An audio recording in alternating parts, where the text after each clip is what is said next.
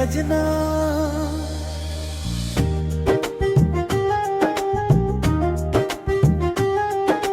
दिलवारों में रात भरिया,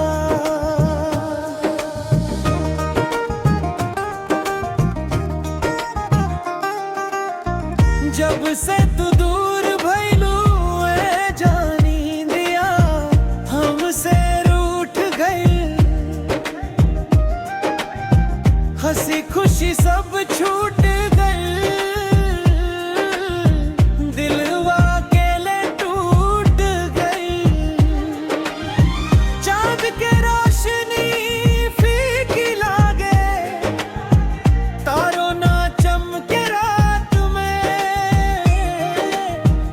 तोहरे याद के दर्द बसल बा हमरा दिल के हर बात में। तोहरे बिना सुना लागे सजना,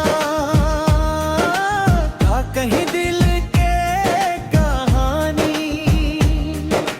हर धड़कन में बसल बा तू,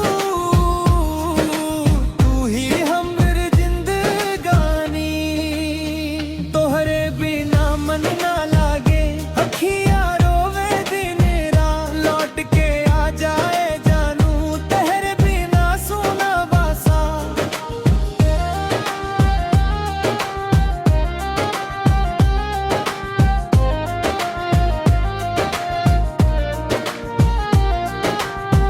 बरसत पानी भी पूछे,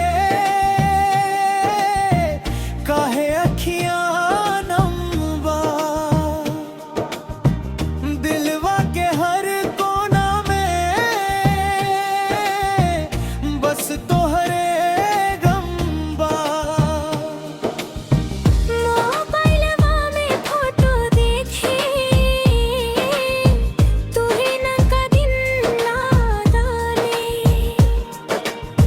साथ बितावल हर पल सजनी, दिलवा के खूब सतावे। तोहरे बिना सुना लागे सजना, था कहीं दिल के कहानी। हर धड़कन में बसल बा तू, तू ही हमर जिंदगानी।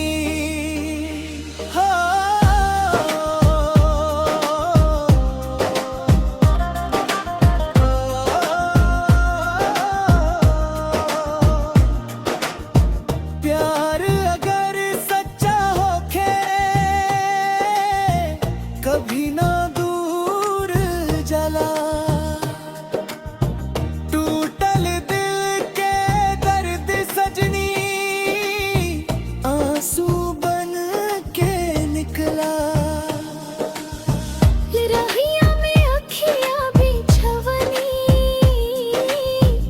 कब तू लौट के आईब। ए जानू तोहरे खातिर,